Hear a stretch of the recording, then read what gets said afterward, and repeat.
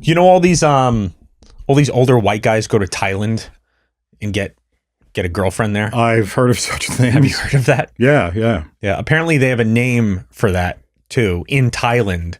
Okay. Basically means like a loser from their home country. Oh my God. And that's What is like, I don't know what the term is, but okay. but they have a term that means a white guy who couldn't make it in his own country, so he Right. moved here to get a girlfriend. Right. Is that now? But they also go, is it there or no? I'm thinking of Bangkok, where people go. It's like a big prostitution center. Well, Bangkok is Thailand. Yeah. So they, Yeah. I know, but the specific city they go. Yeah. I don't know. I think so. They have lady boys though. That's the thing. They have lady boys. Yeah. I saw one guy yesterday. Go these weird perverts. Like they have these like lady boy. Listen. I'm not even supposed to know about these things, but you know, with the internet, you run into They them. look like women. A lot of them. They do. They do. I saw do. one guy, he said, it was a short or a reel or whatever. He said, I'm straight. He was a white guy. Yeah. He says, I'm straight, and this is my girlfriend Yeah. or boyfriend. He's a lady boy, Yeah. but I'm straight. I don't think of him as a boy. It was like, he's a girl to me. Yeah. It was like, So they just date and they don't ever do anything promiscuous together. oh, no, they do. Yeah. Well, then how do you not figure it out?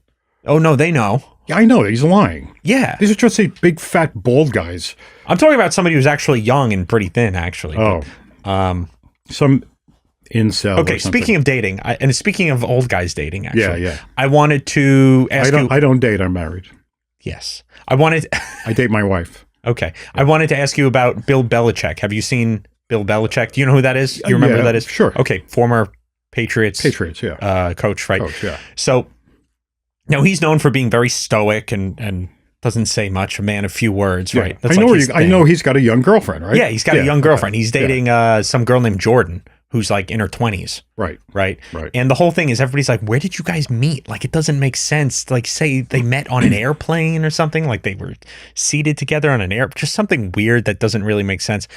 And he's this stoic guy who doesn't do much. He's not on social media. He doesn't do things like that. Right. And all of a sudden, they're like pictures of him that she's posting that Right. she's obviously making him pose for. And I wanted to show you one of them. Here's an example of a picture. Okay. So there's her as a mermaid. Oh my God. And he's a fisherman and he's caught her. That's crazy. So Why? So they had the pose for this. they got dressed up for it. Okay. And the thing is, he would never do something like this. Yeah. Like- She's got him. Like doing he's basically like the plainest, serious, no nonsense white man ever. that. Yeah. He doesn't need any self promotion. He doesn't even smile. Right. So he's like doing this now Yeah. with her, obviously at her behest. And everybody's like, this is weird. And the latest news is that he was, the reason it's coming back up, they've been dating for a while, is that he did an interview the other day with, I don't know, one of these press organizations, and like a TV interview. Right.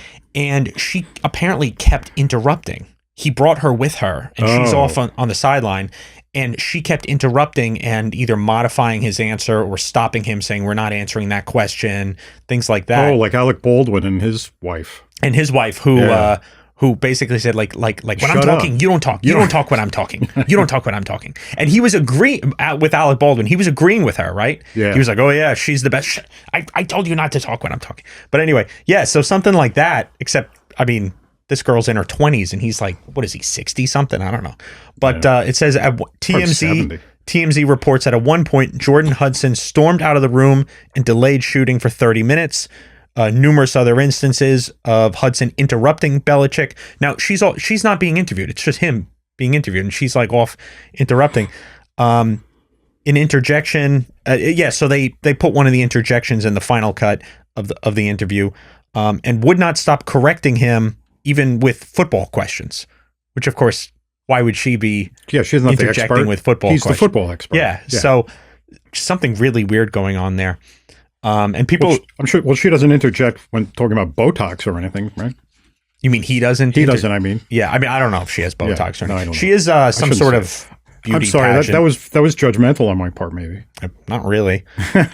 She is some sort of beauty pageant Yeah, girl. right. One of those. Well, I mean, she's a pretty girl. I mean, that's. Well, I got to tell you, from my experience, not all, but many beauty pageant participants yeah, are not the sanest women that I've ever met right. in my life. A lot of them are very catty They're very cutthroat. They're very aggressive. That's just my experience. Not all of them. I've met some nice ones too. Yeah. Usually, I guarantee you a reflection of their mothers. Oh, they got to be, right? Yeah. So, and that's what happens when a lot of times what happens with younger women and older men is that if they're I don't want to use the term hooking up. Hooking up, we used to be able to say that, people my age, but hooking up means sexual having now. sex. Yeah. Attaching to someone that young for a man doesn't have to be a bad thing. This is pretty extreme, though. This is kind of extreme. This level is a lot. Yeah, what's the age difference? Well, she's 24. Oh How old is Bill Belichick? It's got to be 70 or I don't even know how to spell his name. Belichick age.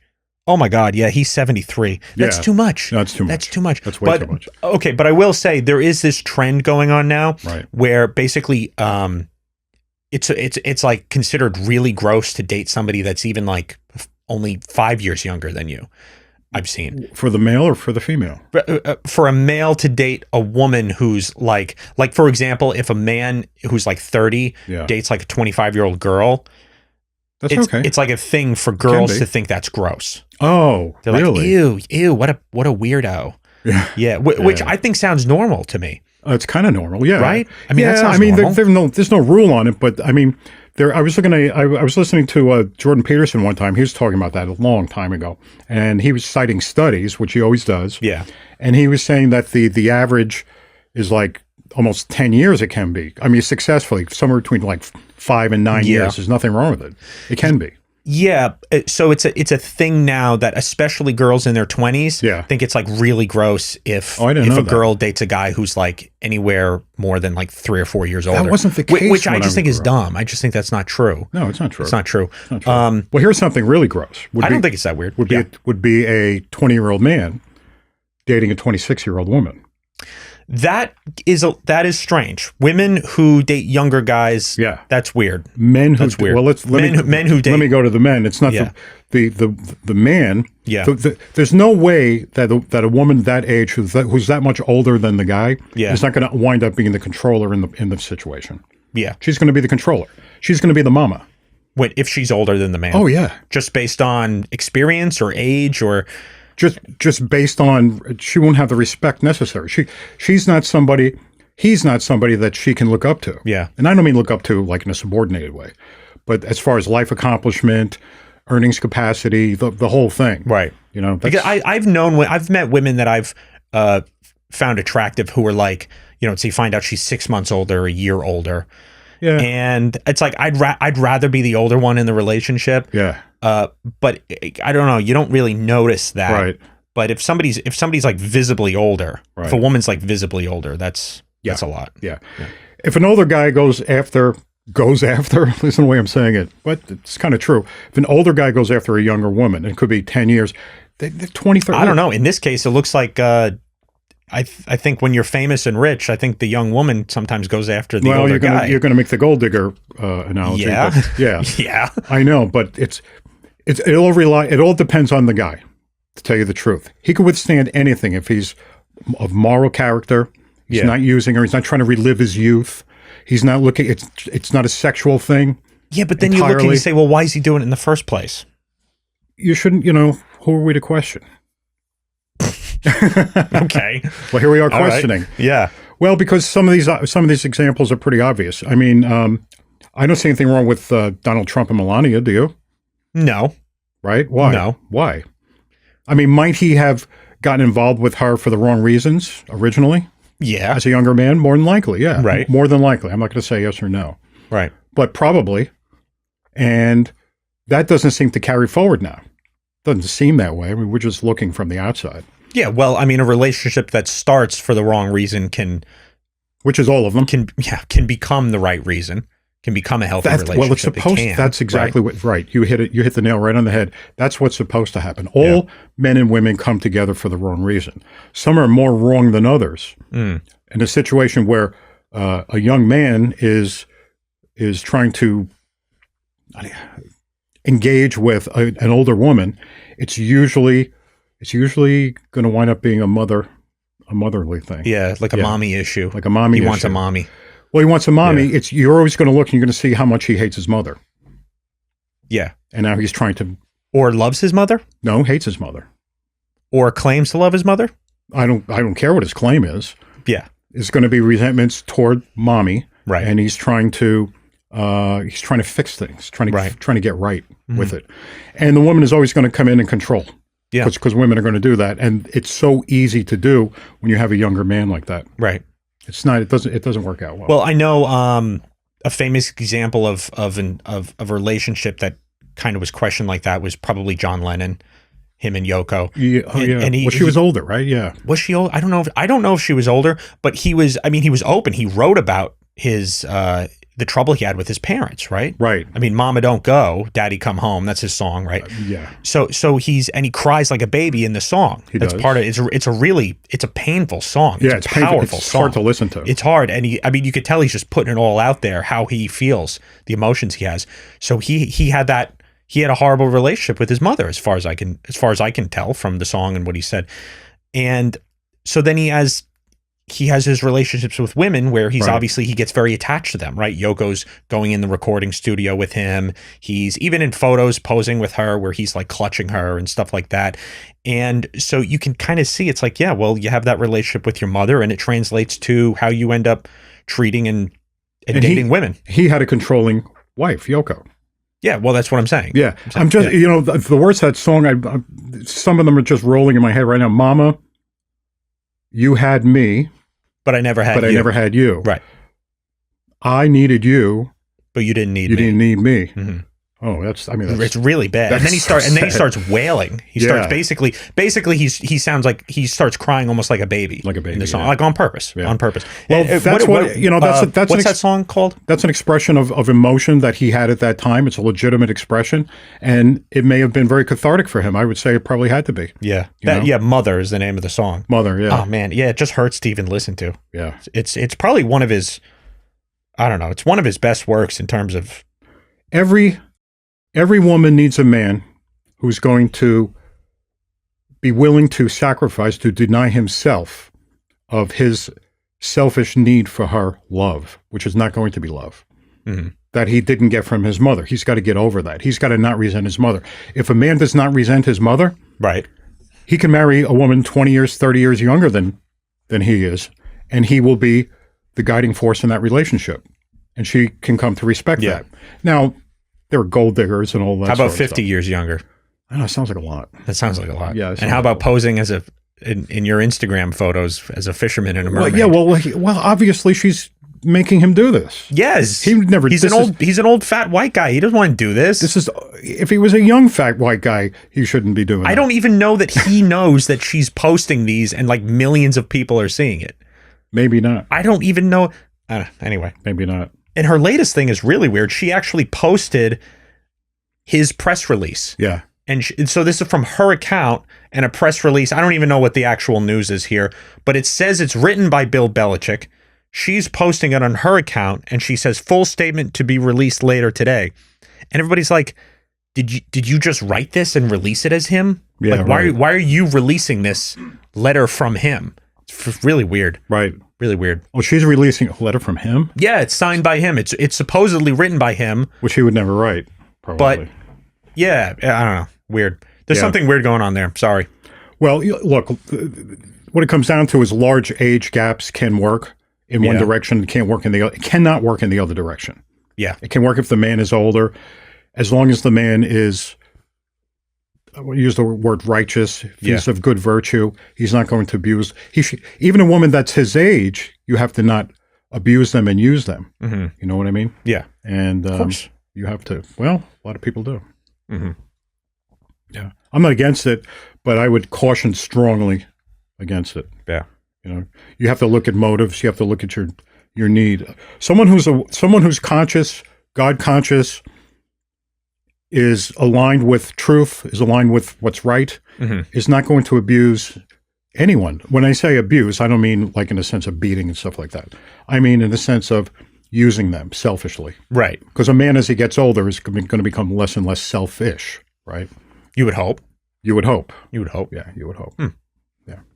Yeah, so, you don't mean physical abuse like domestic violence. No, that's not what I meant. You meant You meant abuse that's not apparent. Abuse that basically use. Not even has necessarily a visible victim. Just like it's like I had ulterior motives that I didn't even realize maybe even at the time, and I shouldn't have done those things or said those things, and we should not have done this together. That type of thing. A man who has prioritized sexual gratification. Yeah. Who marries or dates a younger woman for that purpose is abusing that girl. Right. Period. Mm-hmm. And if she is his age, he's doing the same thing, but it becomes more obvious, and it's just... But how about women who seek that out in order to control a man? There are a lot of those. And use sexual gratification as a tool to control what a man does. Right? And we should not accuse this woman of doing that. No, we haven't. Because we don't know. No, nobody, but I know, but you know, probably is. Oh, yeah. So it's none of our business. Not really. Well, no, but the observation can be made. I mean, she's the one posting pictures, so. Yeah, it's look, it seems wrong. Seems weird. It seems wrong. It is okay. Weird. Older woman equals mother. Yeah. You know, we went down to, I wanted to bring this up. I didn't talk to you about this. We haven't spoken about this much, but you know these big tall buildings that you see in Manhattan? Sure. You know, the ones that, the ones that some people complain about are ruining the skyline. Oh, they do? Those pencil buildings going the really skinny ones. Really skinny ones. Right. Some of those are like really, really, like, I was looking at the dimensions of one of them. I don't remember which one, but it was like it's like 1,200 or 1,100, over 1,000 feet tall. Yeah, and 90 feet wide. 90 feet 90 feet wide. There's one of them. I mean, the whole building is 90 feet wide. The whole building wide. is not. I don't know, you know, in what direction, but it's 90 feet wide. That doesn't sound possible. It doesn't sound possible, but it is possible. How? They have this technology. Have you ever heard of a tuned mass damper? No. Okay, so there was this. They have this contraption that they put on these buildings that keeps them from falling over. They're not going to fall over. They're not. No, they're not going to fall over. When we went down to the. Remember we went to the Greg Gutfeld taping, and we were walking around and we saw those buildings. Right now, I've been looking at those things going up, you know, being constructed. When I was visiting you down in Jersey, when you were down there, yeah, and I would see the skyline, and it was like, oh my God, it's just like changed. Everything's changing. Well, it all and these things don't look like they can stand up. And your mother, who hasn't been in Manhattan in, I don't know, decades. Right. Up until we went down. Rarely, anyway. Yeah. I don't know. No, she's been a few times. Really? Yeah. Not a long time, but. Well, we were on, I guess that's West 57 or 57th Street, and we saw some of those buildings, and we were looking up at them, and I remember her going, I would never live in one of those. Yeah. If you go up in one of those things, you can feel them. Really? Move. You can't. I don't know if you still can, because they use this damper system. Yeah. But back in the 70s, there was this building, or it's still there, the City Court building. You know the City Court building? Yeah. That's the one with the slanted top, the slanted roof, whatever you want to call it. Well, when that was first being built, I remember when I used to go down into Manhattan, I used to take the Long Island Expressway, and I go through the Midtown Tunnel, and I would see that thing being built, and then it was built, and it looked odd to me. Okay. And because you had the Empire State Building here, you had the World Trade Center there, and then you had this thing sitting up with this roof like this. And it was like light colored. It just stood out. Okay. I didn't like it. It looked like it was ruining the skyline to me. And it got built, and it got a lot of publicity and a lot of attention at the time. What I didn't realize till recently, was that it was at the verge of collapse that whole time. That's crazy. Yeah, nobody knew it. What happened was they built it's kind of a weird story, because they bought up the whole block. They wanted to build it, right? Mm-hmm. And they bought it up except for one property. It was a church, of course. Yeah. Right? The church would not sell out. Right. So we're not moving our church. So they cut a deal, and they had to rebuild the church, give them a whole new structure, right? And build the building above the church. Wow. Now, if you go down there, I've been down there, and it's a big train station down there. When you come out, you look around, this is not all apparent, but the building doesn't begin till like way up in the air. Okay. So they put it on stilts. They would have to put the building on stilts above the church. Right. And then the problem is that you would have a concrete stilt on each corner. Yeah. Holding it, right? Like you see beach houses on the Cape here, having that, right? Right. Well, or wood, yeah, something like that. They do it with wood and the water goes on. Yeah, which looks crazy, but apparently it works. I don't know. When you can see through the house. Yeah, right. Yeah. So you can see, you can kind of see through the building, at least, I get it. Into it. So the problem is that the church was on a corner. So where are they going to put these stilts, these concrete stilts? They have to move them in. So they move them away from the corners, the four corners, and put them in the centers of the building. So if the corners had no support. Okay. It seems a little flimsy, right? So it's like almost like a cross shape? Yeah. Okay. So what they do is they put a center column in to make up the difference. So okay. Yeah. So 50% of the weight would go here and there, but they're still losing 50% of the energy needs to go somewhere else. So they're going to bring it down the center. Okay. So far, so good. That worked wonderful.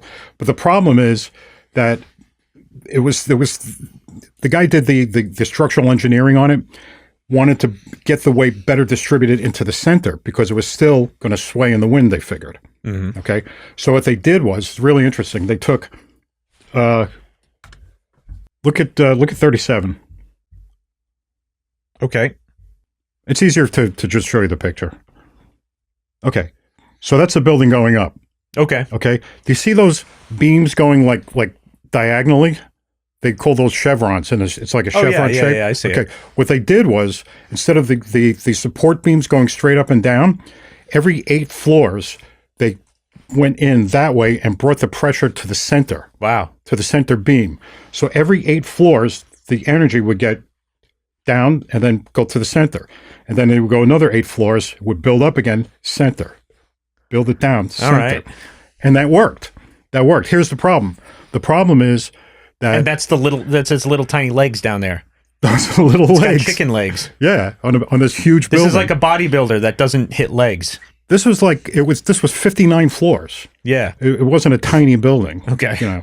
So this was before they started building those pencil buildings. So if this were one of those, it would be twice that height. Yeah. Okay.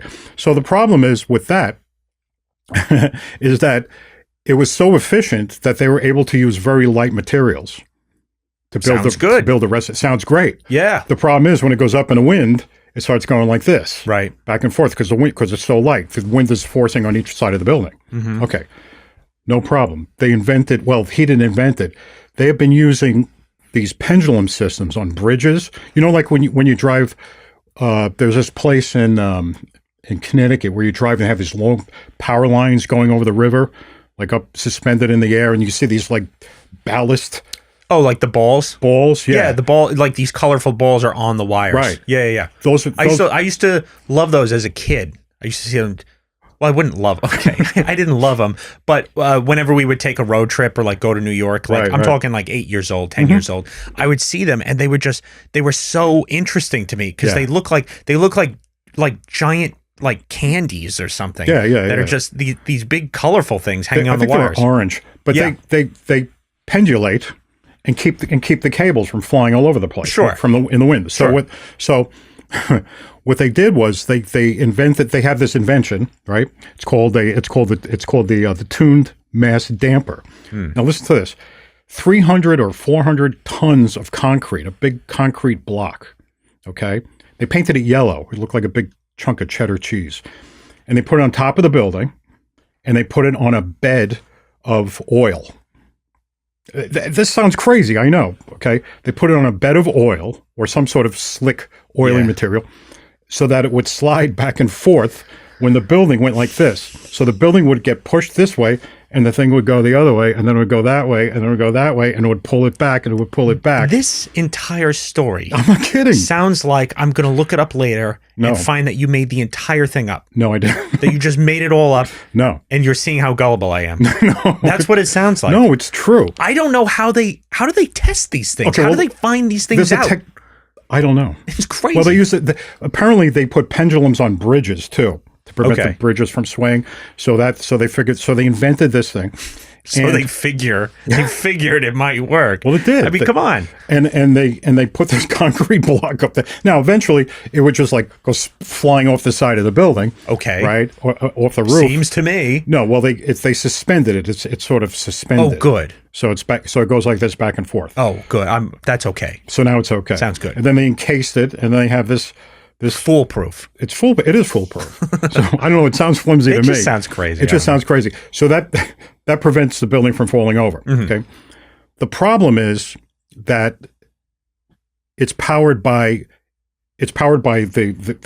gravity, but also it needs these hydraulic pumps to sort of assist it each way. Okay. Which runs on electricity.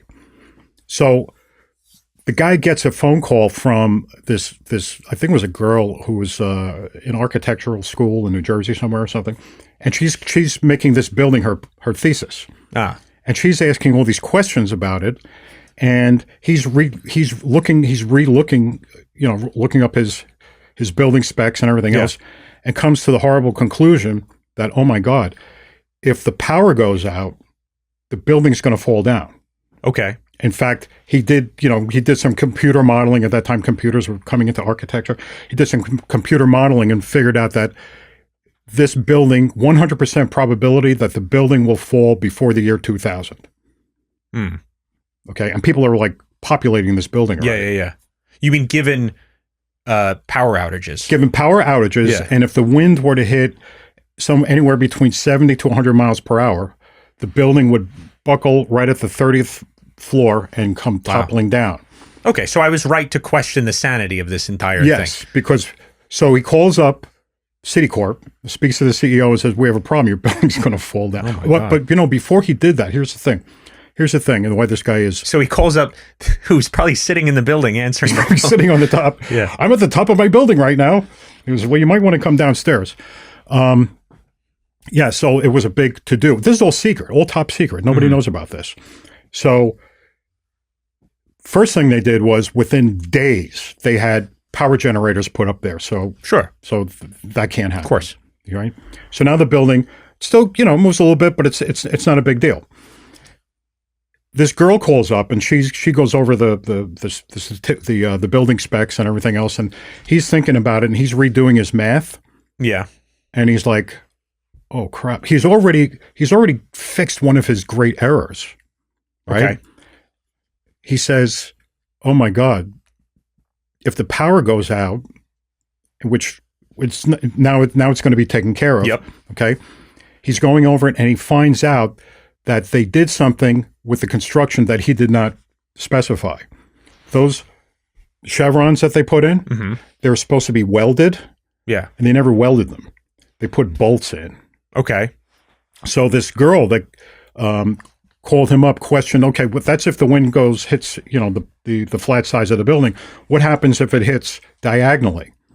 And he looked at it and he said it'll be fine. But then he recomputed diagonally. They call that a quarter wind or something in that business. He figures out that the building is going to twist like this, and the bolts are going to break. Wow. Yeah. So this is a huge emergency, and he's ruined. He's absolutely ruined. Well, I would never commission him to build another building in my life if I were somebody doing this kind of thing. He's the only one that knows about it. He's the only one that knows. So so his quandary is, do I even tell anybody that this can happen? You have to. Well, he struggled with it. He almost committed suicide over it. Really? Yeah, I watched this thing where he tells the story. He was up in Maine and he thought he's just going to get in his car and he's just going to plow 100 miles per hour into a bridge abutment and end it all. He was going to kill himself over it. It was the end of his career. Everything's done. Yeah. Completely done. Right. What they decide to do, but he decides to do the right thing and he's going to come public. What they would have to do is they had an evacuation plan. They have to get everybody out. Okay. In the middle of all this, a hurricane hits for New York. Okay. Winds over 70 miles an hour are going to topple this building. Right. It forms in Bermuda, wherever it forms, and it starts heading to the Carolinas. It's going to be here within, a certain amount of, like a couple of weeks or something like that. So what they did was, he went public, not public, but he was ready to go public with it. Yeah. And he called up, or they called up, or whatever it is, their PR agency, whatever they went to call the newspapers, the New York Times and all the newspapers to get it out. That night they went on strike and they could not put the news out. Okay. So they said, okay, let's rethink this. What they decided to do was to go into the building every night, tear out the walls where these structures were, take the bolts out, re-weld it, plaster it up again, and people just come to work the next day. So, they did some maintenance on the building. And they did that over a period of time and rebuilt the entire structure from the inside. Yeah. And saved it. And then that hurricane came and they hadn't finished it yet. And the hurricane just sort of veered and went away, went up to Nova Scotia or something like that. So it was actually safe. So anyway, so this now is the way to keep tall buildings from falling down, is to have this giant chunk of cheese on top of the building. But they improved the technology considerably. Open up. I want to show you this here. This is building, and it's still called the same thing, a tuned mass damper. This one? Okay. Yeah. Taipei. That's the Taipei. I think it's called the Taipei 101. Okay. It's in Taiwan. Taipei is... It's like a sphere. Yeah, it's a pendulum. Yeah. It's a pendulum, and they made a an exhibit out of it. You can actually go and take your picture. I guess that's some sort of robot or something like that. And it's amazing they figured this stuff out. And that keeps the building from falling down. Yeah. So I'm looking at these buildings on 57th Street in New York and on Park Avenue and all this, and I'm thinking, they can't have this up there. You mean like the pencil skyscraper? Yeah, those things. Like how? So I looked it up. Okay, they do. Those buildings have this damper system up there, but it's not a ball and it's not a big chunk of cheese. Okay, it's water. It's liquid. It's a liquid mass dampening system, and the water sloshes from side to side. That's amazing. As the building goes like this, it keeps it going. So it's like a pool. It's like a pool of water. It's like water and a rooftop pool. Except you can't. It's one of the swim amenities. But you look up, you say, that's what's keeping that building from falling down. And that's what they're doing with all these tall buildings now. That's why they can build these buildings all over. It used to be in Manhattan. The reason why we could build these huge structures in Manhattan is because Manhattan is made of bedrock. Yes. And the World Trade Center didn't have one of these. Maybe, but you can also see by the height of the building what kind of material they're building on too. Because New York they extended Manhattan, right? Wasn't always that size. It wasn't always that size. But then they extended. You can't build super tall buildings there. Well, guess what? What? They tried. Oh. There's a building right now on it's 161 Maiden Lane down in the financial district. It wasn't there when I worked on Wall Street. But there's a building there right now that they started building on that landfill portion. Yeah. There's no bedrock. Well, there's bedrock, but it's like really, really deep, Okay. So they started building it on the landfill. And what they did was it's one of these, they want one of those tall, you don't see any of those tall things down there, but they tried it and they dug down and they could not hit the bedrock. They had to go another 200 feet or something like that. Wow.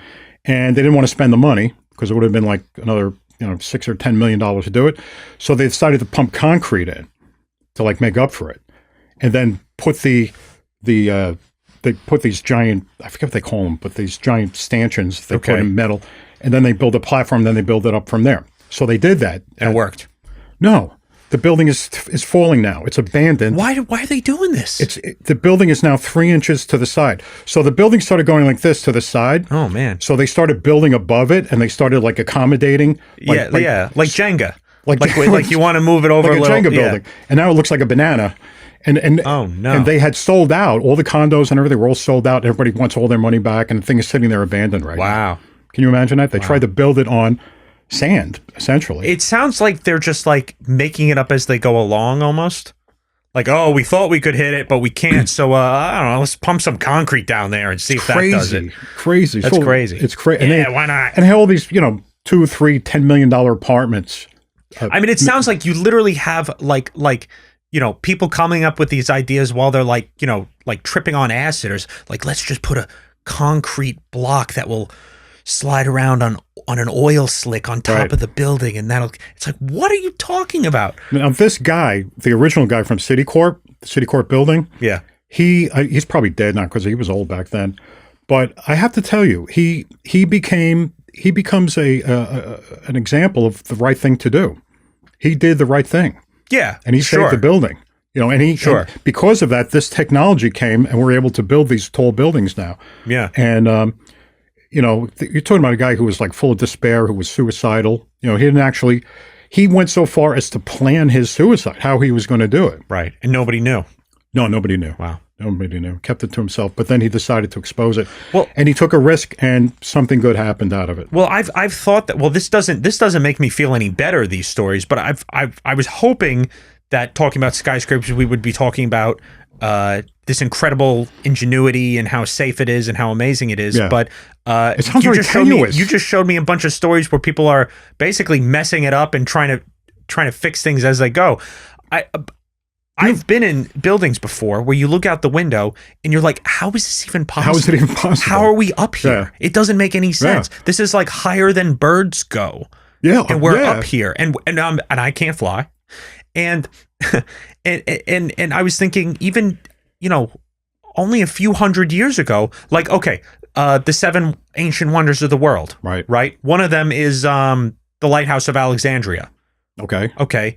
That was like 400 or 500 feet tall. The White House of Alexandria? No. The lighthouse. Oh, the lighthouse. The Lighthouse of Alexandria. Yeah. Which was in Egypt. Yeah. And none of them exist anymore except the Pyramid of Giza, right? The Great Pyramid. But well, there are other sites. What, modern? Yeah, wonders? There are other pyramids. There was like a total of 3 of them. No. I'm talking about the 7 wonders of the ancient world. Okay. Yeah. They're basically all gone. The what is it? The Library of what is it? I can't remember. Anyway, the Lighthouse of Alexandria. Okay. And it was like 400 or 500 feet tall. That is a wonder of the world. Okay. And now we have buildings that are over 2,000 feet tall. Yeah. Like a lot of them. Yeah. And it's like commonplace. I know, 2,000. That's too high. No, it's not. I mean, the new well, it's not new anymore. The Freedom Tower. Yeah. One World Trade. That's 1776. Oh, you're right. Right. And that's not the tallest building in the world. Yeah, right. The tallest buildings are all like in Dubai and the Middle East. They have like insanely tall buildings. That has a tuned mass damper. I would assume the so. Freedom Tower, yeah. I would hope so. Yeah. I know when I went up in the World Trade Center, when you went up there were people that would tell me that they could feel it moving. They could feel, slightly in high winds. Yeah. And when I went up, I was up there numerous times. Okay. I was up there actually looking for office space one time. It was horrendously expensive, ridiculous. But the views, oh my God, they're just spectacular. But I went up, we used to go up to Windows on the World. Not a great restaurant, never was. So that's a restaurant on top of Windows the on the World World Trade was Center. up there, yeah. And you get in the elevator. Obviously, you've never been in it. No. But you get it, we get in the elevator, and they're huge, like these giant cars. They're like small rooms. And it would start up, and it just go, and you just, you can feel it moving, and you're going back and forth like that. And, the cracks in the doors and everything, there's like wind coming up. It's like, and they're really, really fast. And before you know it, you're up 80 floors or whatever. Yeah, you're going hundreds of feet into the air. It's like a carnival ride. It's unbelievable. It's like a carnival ride, but scarier. Actually. Well, what reminded me of that was saying, and apparently carnies are working on this. It sounds like they're just coming up with crazy ideas, replacing bolts. You're saying that you're higher than the birds. Yes, obviously you're higher than the bird. But I was sitting there one time having lunch. It was in the daytime, and Chinese food. I don't know. They're serving Chinese food up there one day. I don't know. But anyway, I was sitting there eating Chinese food at Windows on the World. And when you look at it, when you look at like the surrounding area, you can see the horizon. You can see, the rest of the city. From my seat, I could look down diagonally and I could see, oh, look, there's the Brooklyn Bridge. I could see the Brooklyn Bridge here. And there's Brooklyn. It's like the size of my palm, Yep. It's like that. And something catches my eye and I turn and there's a jet going by. Like down here, that's crazy. Like a private jet, probably from Teterboro, going like that. And I go, oh man, are we high up? Yeah, and I'm just like, it's like, oh, I can see into the jet. Eating my egg foo young there. It's like crazy, unbelievable. It's crazy. Yeah. So anyway, I brought that guy up. I brought up that. That reminded me of it because I looked into it when I saw those buildings, and it brought. I didn't know that this guy existed. I forgot his name. William, I know his first name, but it had a French name, Le Monsieur or something like that. Okay. And he's He's a highly lauded architect to this day, even though he made a really bad mistake. So they still use him? No, I think he's dead now. Okay. Well, okay. Did they still use him on other projects after this? I mean, it would seem to me that after you come out, that's it. It's like, all right, well, it's like, I'm glad you didn't kill yourself. Nice I'm gled you saved it, but yeah, I think we're done with you. Yeah, maybe. I don't know. I think he was old then. So he was a professor. Jesus. He was a professor. He used to teach, I don't know what schools he taught at, but he taught architecture, stuff like that. He was very highly renowned. So I wonder what made him not kill himself. He had a plan to do it? Well, yeah. He said he had a plan. Yeah, he was going to do it. And did anybody know about the mistake? You know, you'd have to. I mean, was he going to kill himself Nobody basically in order to avoid having to seeing, go public? Yeah. No, but not just that. And not Oh, that. I know what you're saying. He was avoiding seeing the death of thousands of people as his building falls. Yeah. Right? By killing himself because he couldn't bear to go public. That was the idea. I don't know what stage that happened with him, whether it was after he had gone to Citicorp or not. I could look into it. So you don't know if he had revealed it yet. I don't know if he had revealed it yet. Yeah. But he knew it was going to happen. There was an evacuation plan. They would listen to this. Not only would that building fall, right? They would have to get everybody out right before it fell. But they had a plan to evacuate a 10-block radius. Yeah. In Manhattan. Right. Midtown Manhattan. Right. That's crazy. Yeah. Evacuate a 10-block radius because one building falls, it hits another, that one falls, another one falls. Well, that's like one of those things when you hear about the plan, if things go badly, you think, well, that's not going to work. You have a plan in order to say you have a plan, but the logistics of this would never make sense. Right. Like being on Cape Cod. Right. Right. And if you're on Cape Cod when you find out a bomb's going off, it's like, all right, everybody head for the bridge. Yeah, right. Yeah. Okay. Yeah. You mean we have two bridges. Yeah. I can't get off the Cape on the 4th of July. Never mind if the bomb is going to go off. Yeah. Yeah. Yeah. Well, one of the first places that a bomb will hit will probably be us. Or, I mean, that's the same as like get under your desk. It's like, yeah, okay, right. Get under your desk. Okay. Yeah. Great. You know, we're recording this on Cape Cod right now. Yes. Right? If a bomb were to hit, if Russia or China were to strike and the bombs were to hit, this would be one of the first places. Why? We'd be gone.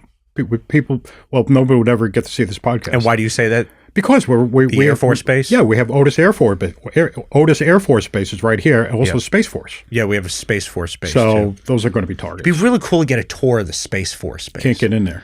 You know what's crazy? I know somebody that works there. I tried to can't get in. Oh, you do? Yeah. Oh. Yeah. Man.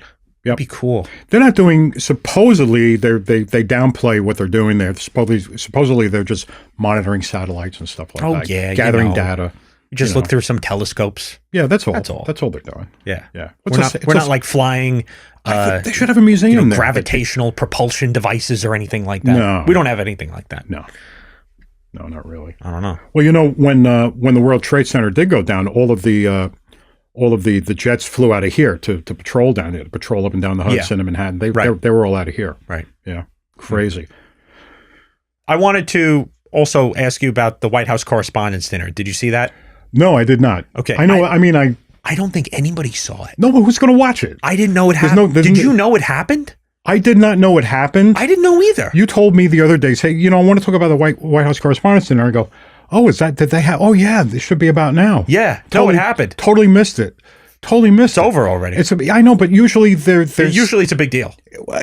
Look, at least some controversy comes out of it because some comedian gets up there and says something stupid, and everybody gets right. So usually there's a comedian. Yeah. Usually, does the president usually attend? Usually, the president attends. But Trump's not going to go. No, he's not going to go. No. So it's usually a big deal. Yeah. Nobody even paid attention. Right. One reason is nobody's even watching them anymore. The people who actually host and go to this thing. Have you seen the president of the White House Correspondents Association?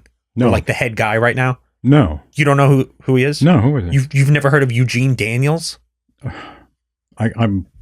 Would you like to see a picture? I'm expressing my ignorance. Would you like to see a picture of Eugene Daniels, or would you like to remain ignorant? I'm dying to see a picture of this person. I will show you. Is this a man or a woman? I'll let you decide. Oh, really? What? There's Eugene Daniels. Wait a minute. I bet you wish you still didn't know who he was. I bet you wish you remained ignorant. Is that a geisha girl? What is that? It's a black guy. I can't. Yeah. Oh, let me zoom in. Oh, yeah. Zoom in a little bit. Oh, my God. That is Eugene What? Daniels. Oh my God. Okay. So okay. he wears like basically pantsuits and things like that. He's an MSNBC correspondent or Really? excuse me, a pundit or whatever. So he's always on there complaining about politics and stuff like that. Yeah. So he's the president. So you already know He's got nice legs. you already know where he's gonna fall politically. Yeah, He's gonna be a total leftist. Yeah. Okay. And the comedian that they invited, they had to cancel. Her name was Amber something. Yeah, I remember that. Because she called the Trump administration, she said they're all murderers. Yeah. So they canceled her Did she say that like in a podcast or something? Or? Yeah, she said that in a podcast leading up to the dinner. Oh, I see. Saying she complained that they wanted her to hit both sides, left and right. You know, it's like, oh yeah, you got to rip both sides. And she was like, she basically said, I want to rip the right, and I want to tell them they're all murderers. I was like, okay, well, we're canceling your performance, and we're canceling. That's crazy. So she couldn't go. But the winner of, I don't know what the award is called, but he wins some award for the best story of the year or whatever. Alex Thompson. He won a story. He won an award for his coverage of Joe Biden's mental decline. Yeah, right. Oh, yeah. I did see a clip of that. So, of course, to win a story for covering his mental decline, the first thing that comes to mind for me is, well, nobody covered it. Yeah. What are you talking about? Yeah. He's been declining since 2019, since he was running for president back then. And everybody was pointing it out. It got worse and worse and worse every single year. And then nobody even covered it till the last minute when they decided to flip the candidates and put Kamala up. So here's what he says. President Biden's decline and its cover-up by the people around him is a reminder that every White House, regardless of party, is capable of deception. Okay. So he's blaming the White House. Blaming the White House for deception. As if his entire profession totally covered it up. Weren't sitting there in the White House watching it in real time, saying nothing. Yeah. So I looked up his stories that he won this award for about President Biden's decline. Right. He didn't cover it till after the debate where Biden came out and basically could barely even speak English. Right. And that's when everybody turned on Biden, and basically everybody thinks it was an ouster, right? And put Kamala in. So he didn't even write a story about this until after it was so obvious from the debate that they couldn't bear to ignore it anymore. So this is just fake. This is CYA. He what it is. And his ilk cover your ass. Had a responsibility to cover the truth, and they didn't do it. They hid the truth the whole time. You mean cover the truth, meaning to report on the truth? On Biden, yeah. Right. And they didn't do it. Yep. And to have this guy, I mean, you have to figure he's like planted to do this. Like cover your CYA. ass. Yeah. They're going to pretend that, I mean, that we're now responsible. That they were misled by the White House for 4 years while they sat there watching it in real time happen. And then we were fooled. He came along and broke the story as if we didn't all see it on TV during the debate. Yeah. As if he broke it. Yeah. He didn't break the story. Biden broke the story when he couldn't even speak English on the stage. Do you have more of this? Do you have him till he ends? Because I want to see if I want to see if they applaud him. Yeah. Because I bet they do. But being truth tellers also means telling the truth about ourselves. We, myself included, missed a lot of this story. Yeah. Aww. And some people trust us less because of it. We bear some responsibility for faith in the media being whoa. Some responsibility. They created it. They created some people are buying the story. Some people are buying. There's like a little hint of truth in this. Yeah. It's like when you're caught stealing. So I've seen this before, videos of people caught stealing. So they take like one little thing out of their pocket. They're like, okay, here, sorry. And it's like, yeah, you got things in all your pockets. Yeah. Oh, there we go. Oh, there's the applause. Not much. Okay. He looks very somber. I was thinking maybe, that this whole thing is a total charade.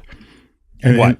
Well, not only that, but the whole thing is staged. The whole thing is a performance, and they were going to stand up and give him a standing up. Yeah. No, they did not. All he's doing, he didn't even report on this until after it became 4 years later, he reported on this. Yeah, right. Sorry, doesn't count. Yeah. Doesn't count.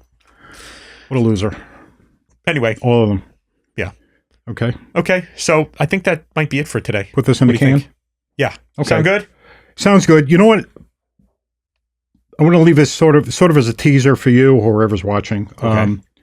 We had talked about orange.